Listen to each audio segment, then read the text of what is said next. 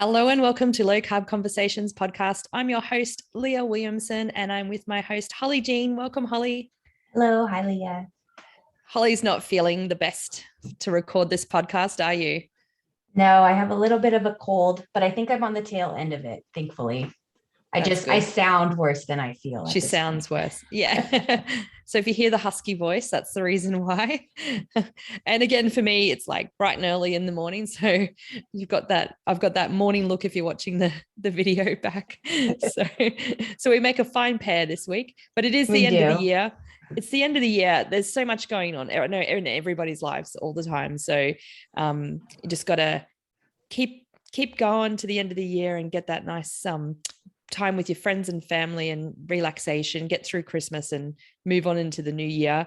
We've got lots of great podcasts to recap today. It's the co-host episode. And then next in the new year, we've got lots of great guests coming up as well. So be sure to keep tuned, keep listening in. But today, let's talk about our previous podcast. So we had episode 448, which was with Michael McNeil. He's the holistic connector. He's such a great guy. I hope everyone, if you haven't listened to this episode, you have to go and listen to it. He was just so enjoyable to speak to, had been through so much tragedy in his life and had overcome it. It kept that positive outlook, that faith and belief that he would get through, and just had so much to share with us. What were your thoughts on that podcast, Holly?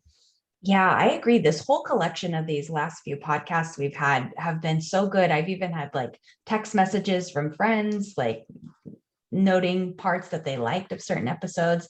And this one with Michael was definitely one of them because parasites are like the new it thing right now in the health and wellness space. And so this conversation was so good. Like you mentioned, his personal story, like it's definitely one of those shocking stories. Like I was not expecting to I hear wasn't what we expecting it heard either. from him. I know. I'm not I going to bet give my it away. You have to go and no. listen. But I bet my face on when he told us, I was just like, Yeah, that was one of the texts I got from a friend going, your reaction when he told his story. So definitely go back and listen to that. We'll leave you guys that teaser. But yeah, we talk about parasites. We go through detox and gut health and how they're all connected when it comes to looking at the bigger picture of health. So that was a really good episode. Yeah, I really enjoyed it. And parasites, I think we even talked about do they come out in the full moon? And we're just coming up to a full moon right now, so maybe better listen in and find out. There's a good teaser for people as well. So that's episode 448 with Michael McNeil. Go and check that one out. And then we had episode 449 with Rebecca Farmer, tailored keto health. Don't say that too fast, too quick. And I was absent for that one. Holly got to do that one solo. So tell us a little bit about this episode, Holly. Yeah, this is definitely one of those feel good, like triumphant story episodes. If you are looking for just one of those like hero journey stories to tune into, Rebecca's journey has been so amazing. And we have a really good conversation about what it means to listen to your body and to trust your own body, even when everything you think you should know about health is kind of contradicting that, and just how when we can tune into ourselves and what we really need and honor that, that's when we can really see like leaps and bounds improvements in her health. So she just has a great story about that and about listening to your body, trusting yourself. And she just comes from this place where she's so young, but has all this life experience and like these really inspirational messages of hope and optimism. So definitely want to listen to that one. All right, check that one out. That is episode 449 with Rebecca Farmer. And then we had a recent episode which was episode 450 with Debbie Potts. She's the low carb athlete. She's a functional nutritional therapy practitioner like ourselves. So it was really great to talk to her. She specializes in helping people get the most out of low carb and becoming fat adapted and being athletes as well. So we talked a lot around those kind of concepts. What were your takeaway points on this one, Holly? Yeah. This was a good conversation with Debbie. I really liked hearing her perspective of the low carb, high fat diets when it comes to endurance athletes and those high performing athletes, because this is definitely one of those topics where people feel very strongly in both camps of how you need to like be fueling your body with carbs, or there's definitely the ones that are more on Debbie's side where, some carbs are good, but you don't need to be carb loading. So just listening to like her reasoning and her experience as an athlete herself, and how she trains people with a lower carb diet who are also athletes. It was a good conversation. So definitely one for the athletes out there.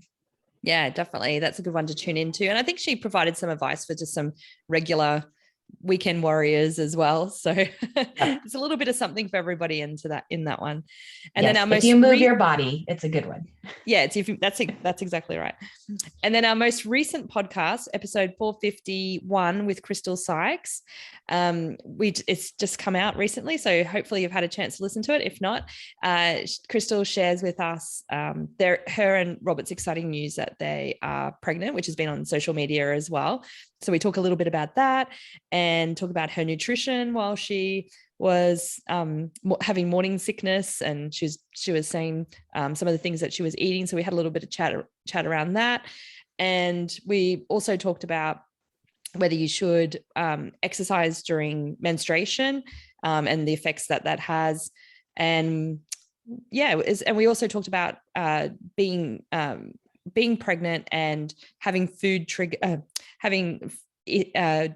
eating disorders issues being triggered while you're being pregnant. It's having trouble to get that out. But so Holly, what were your thoughts on this article or this episode?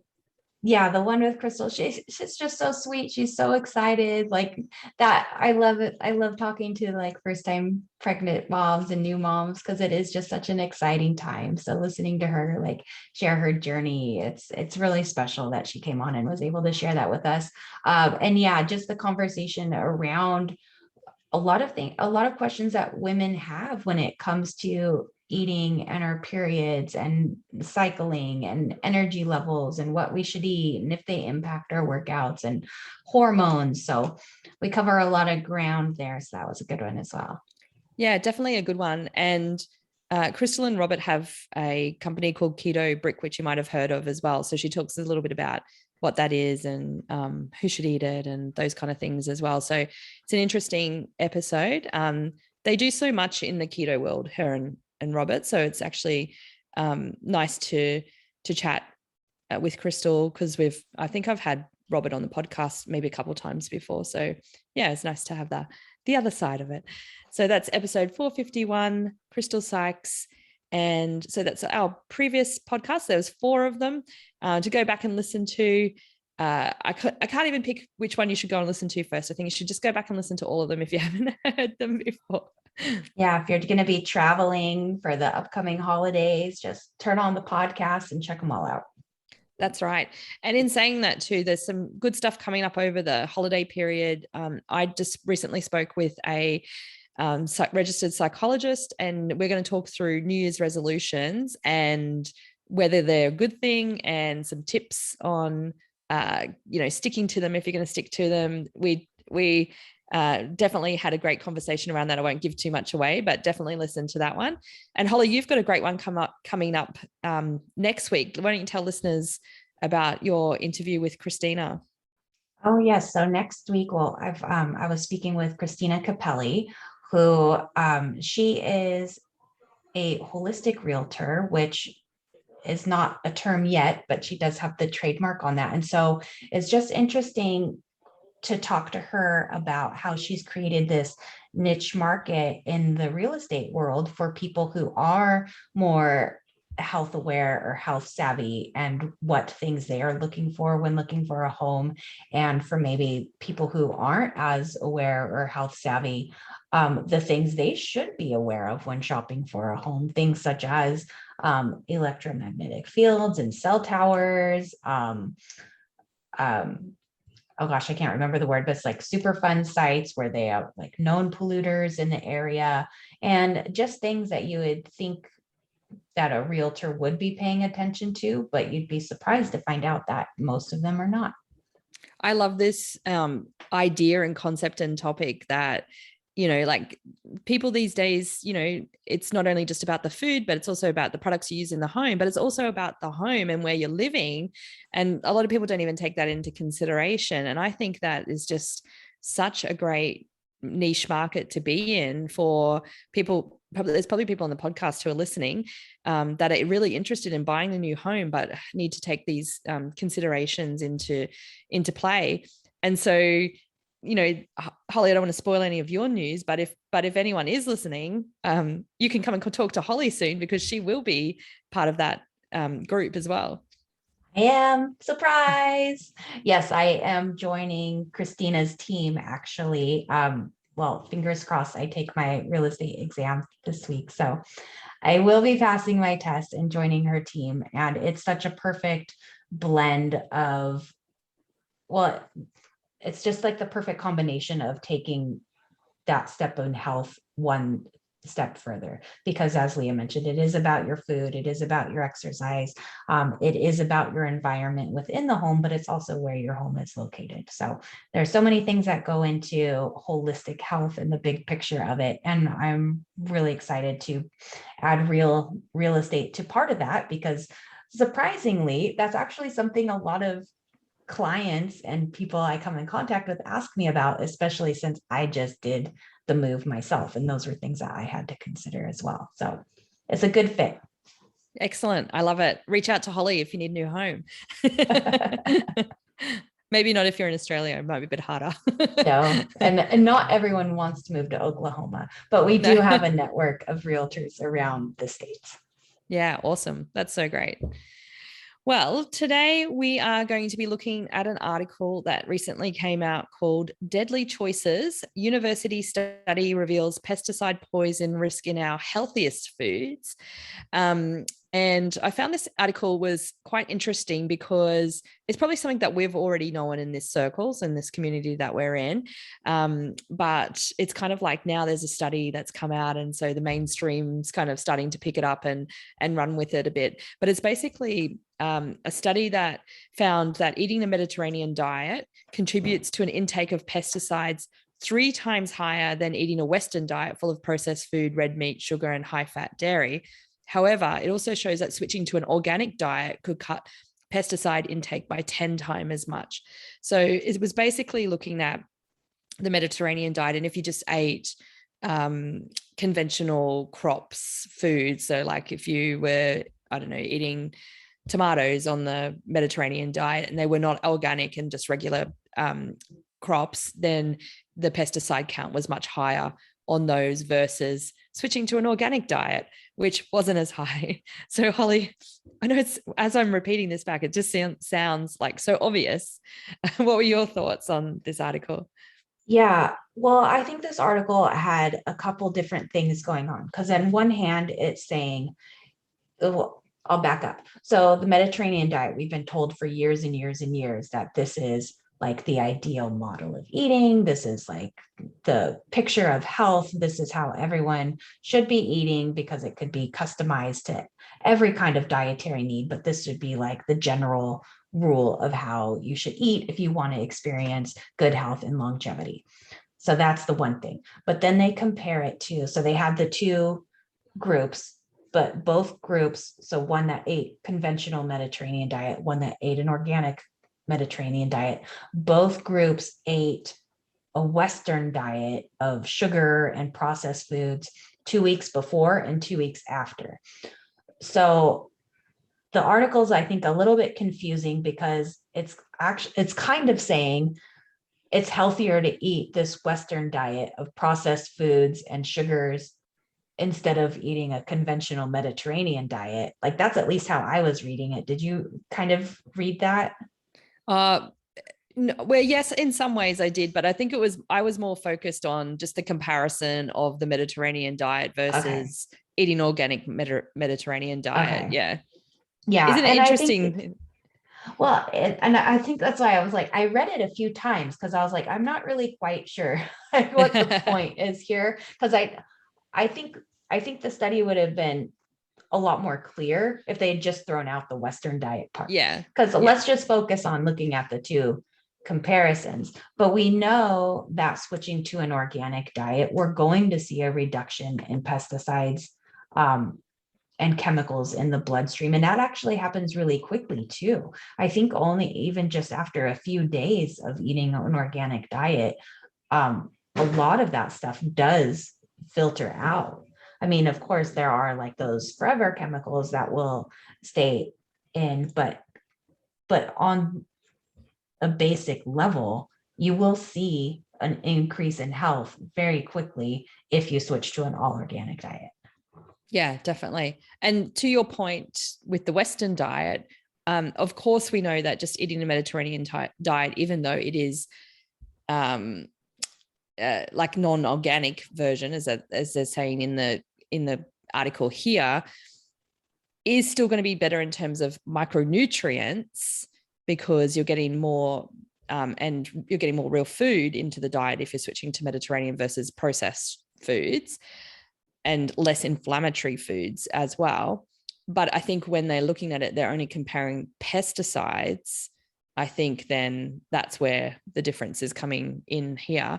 And then it also goes on to try and say that ultimately the way we produce food may affect the level of exposure to synthetic chemical pesticides and ultimately our health, which scares me because then it's like almost pushing the agenda that maybe we should be eating processed foods because it has less pesticides and endocrine disruptors in it. So that point of the article was what was a bit frightening to me. Right. I agree. And I think it's like also important to point out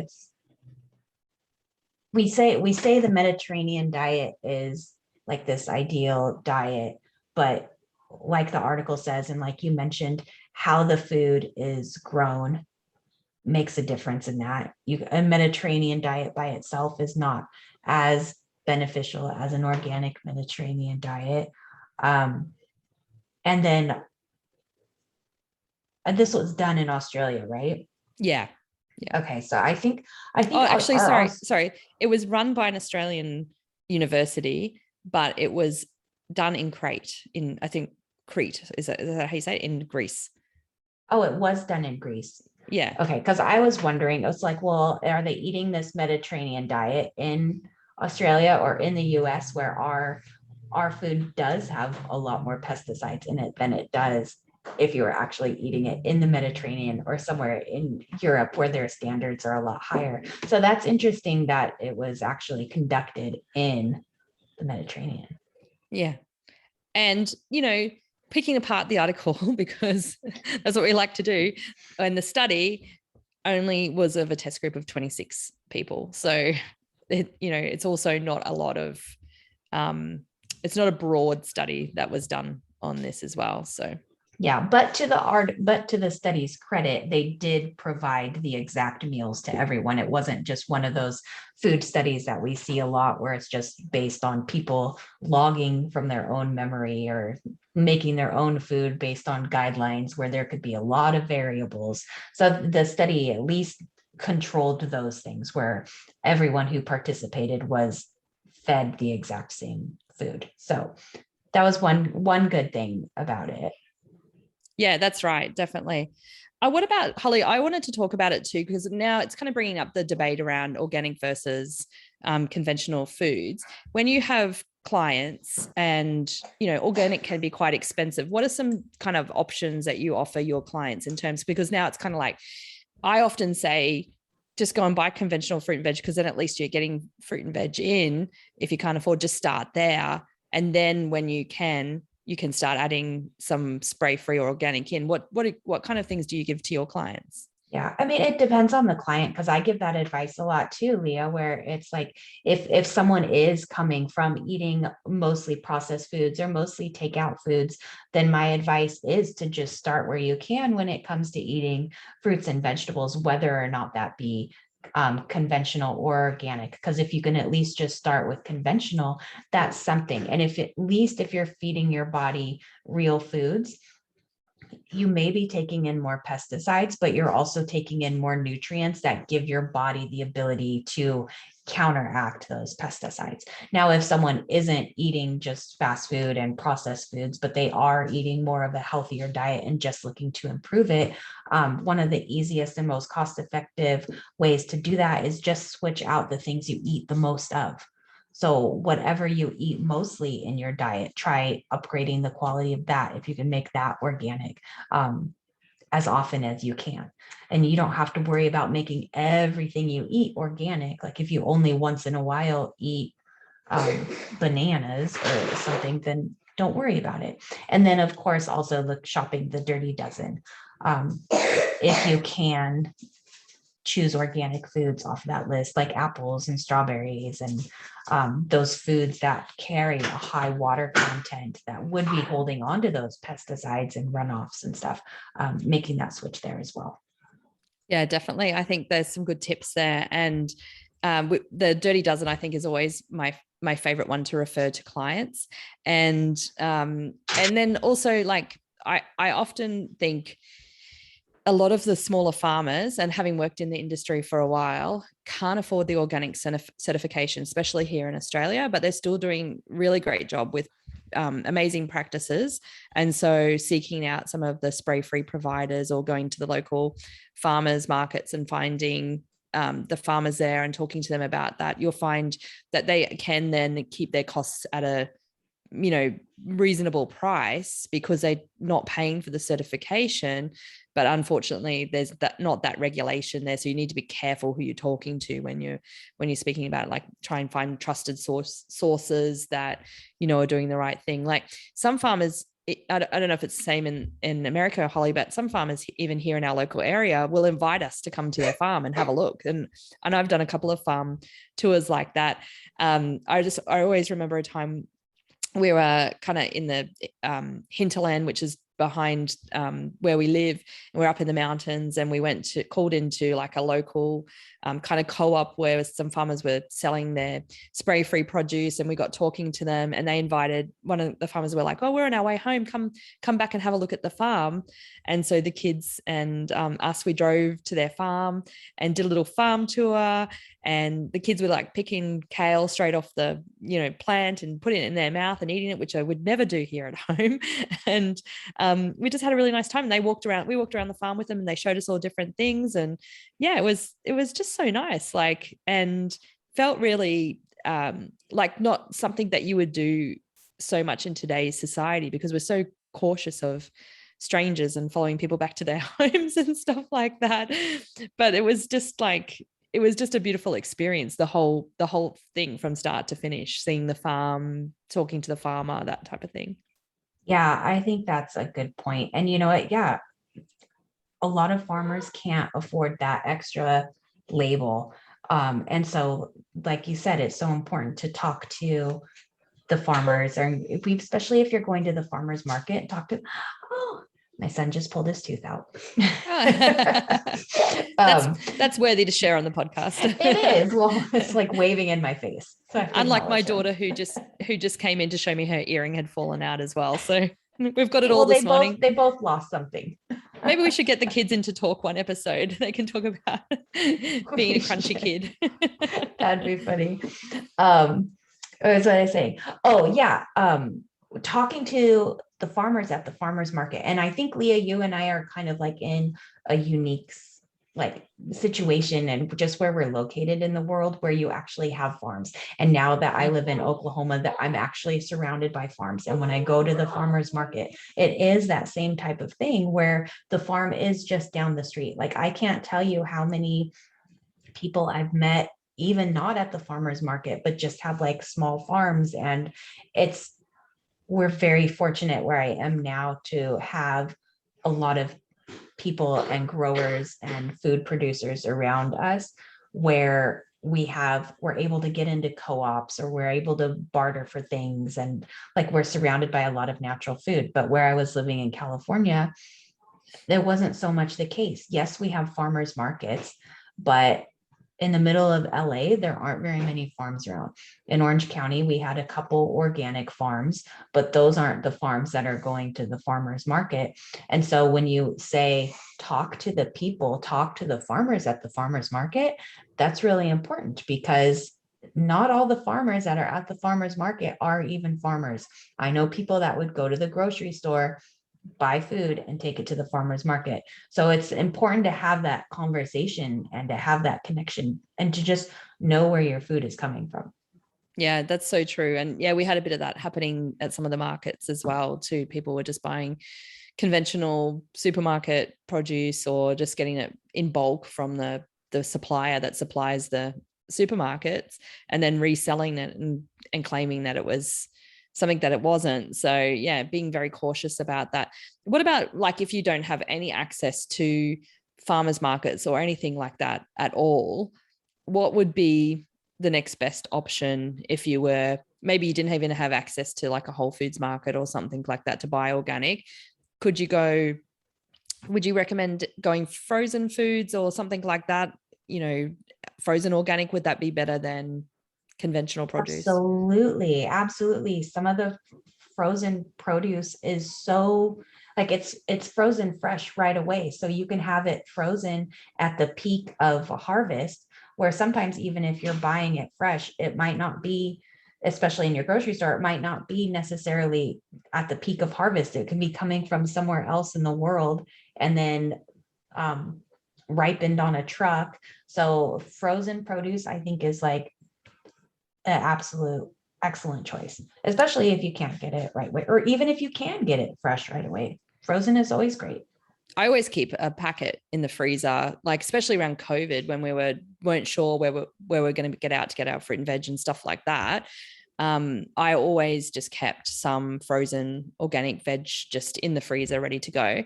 The only thing is I always find it doesn't taste the same. You really got to cover it in butter. Lots of butter. I was just going to say the trick to frozen vegetables, butter. Then you're getting lots of good things in there at once. Yeah. Well, I mean, there's a reason that God made our vitamins fat soluble. Like all those A and D vitamins we get from our fruits and vegetables, they need to be covered in butter. That's right. Nothing tastes better.